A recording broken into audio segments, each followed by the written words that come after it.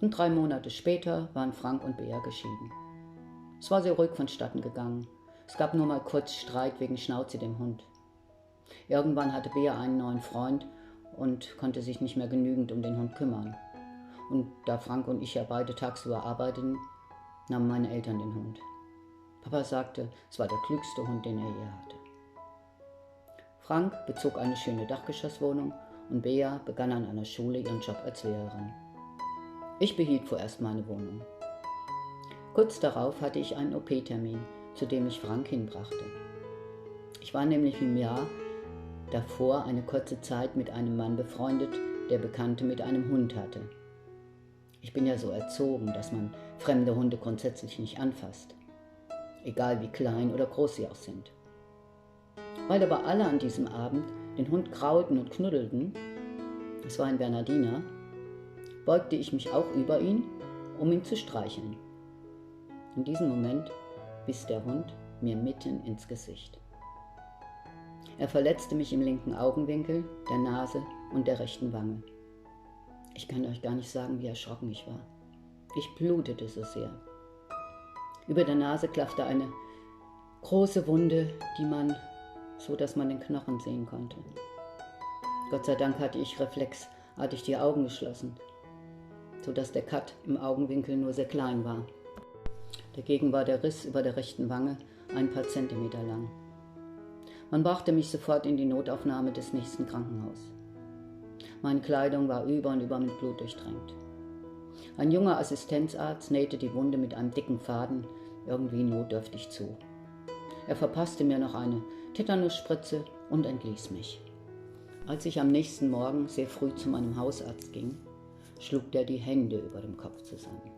»Das kann doch so nicht bleiben«, sagte er, »Sie sind ja völlig entstellt.« Und er meldete mich umgehend bei einem bekannten Schönheitschirurgen an. Ich wurde stationär aufgenommen und mein Gesicht mit Kompressen belegt, um die Fäden wieder aufzuweichen. Danach wurden sie von einem Chirurgen entfernt. Anschließend wurden die Wunden mit einem Faden, den man mit dem bloßen Auge kaum sehen konnte, genäht. Der Chirurg war dabei sehr ungehalten und murmelte etwas von Fuscharbeit. Ich blieb noch ein paar Tage in der Klinik, bis die Hämatome um die Augen, ich sah ja aus, als hätte ich einen Boxkampf verloren, anfingen zu verblassen.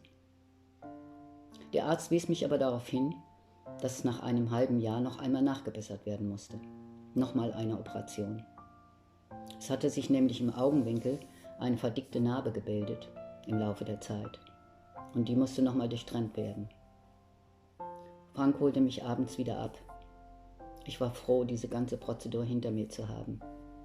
Den Prozess gegen die Versicherung des Hundes hatte ich gewonnen und jetzt wurden nur noch mal einmal Fäden gezogen und das war's. Ich hatte aber lange Zeit ein Problem mit großen Hunden und ich träumte oft davon, dass sie mich umkreisen und umzingeln und angriffen. Mittlerweile hat sich das aber Gott sei Dank wieder gelegt.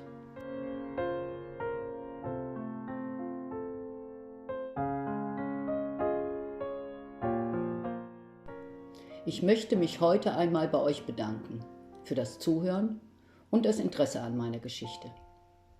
Habt ihr Fragen? Nur zu. Ich beantworte sie euch wirklich gerne. Es wird noch so viel passieren. Das Leben ist eine Achterbahn.